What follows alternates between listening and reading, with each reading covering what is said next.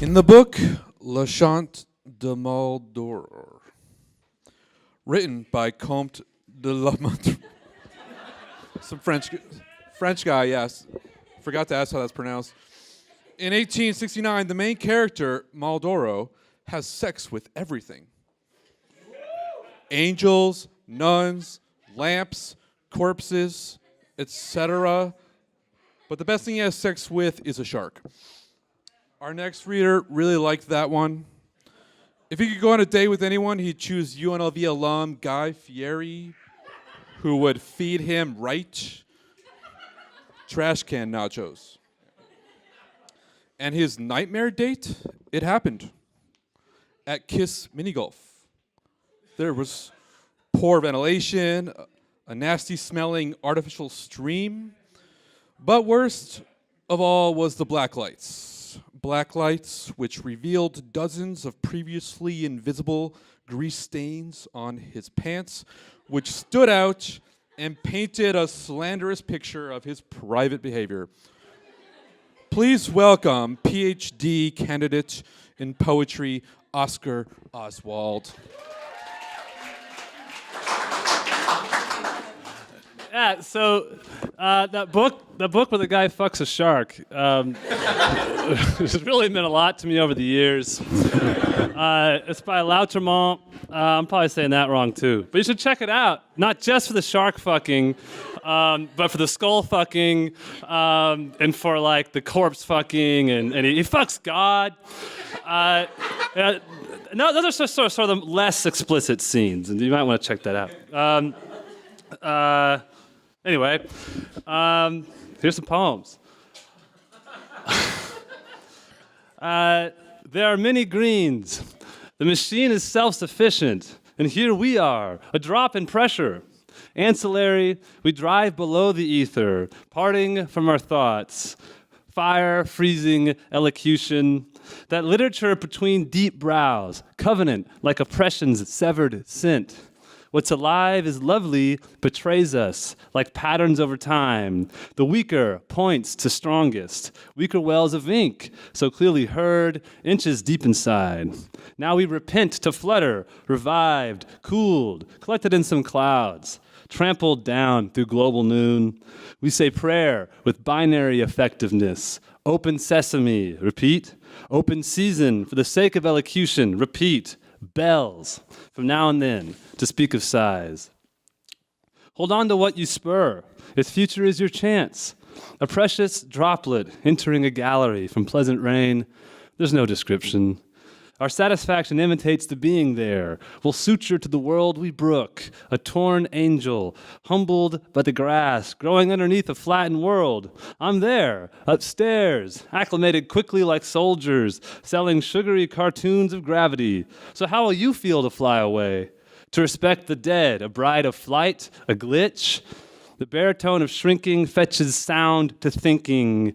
Curfews from the bank. You read like empty women, the milestone I was. Frontier abruptly privatized for fracking. Let's be Beidel Vaughns, crystallized by freezing law. Mud's symphony collided with a distant human, drawing off umbrellas with a bird. It finished the thought we could hardly bear, tucked beside our lungs, back to life and anticipate failure to breathe. There, Duck Duck Goose unrolls scenically, barring us from wonder. Of this land no one speaks, only rare absence, cadavers for miles. A priest returns home, enveloped spirit but vastly unprepared. We wait, beckoning with a pun, effect of squirrels, giving back the children. We hobble from exposure to the sky, in terminal appointments of metaphor, insert police. A safer danger, our vacant homes, a final pair of throats, swollen into eidetic domes. 3 notes off the melody, we follow choirs, dutiful as frost, but colder fears surround us. The trial never comes, the jurors starve. Elixirs rubbed on skin expose the bone. So we lay down our bows to make a wall, introducing them to sound, encroaching medicine, dull fork and knife and tar, muse to multiples of sediments, but free, like open cupboards, lost at war. Our adjunct parts are holy. The crippling effects of money, a picture-perfect war, ammunition squeaking into flesh, bread rising. Then demand for statues, nothing more than asking us to know our names, to know that we were won by sacrifice and diligence. My fate, your fog. Grace regained and paradise no. Whiff of what is there, going female by some gizmo late at night. Grass of progress, a trouser leg with telescopic threads. Heart attack of private business evolution, centering my pulse. Defects, but is not new. To say they came lickety-split.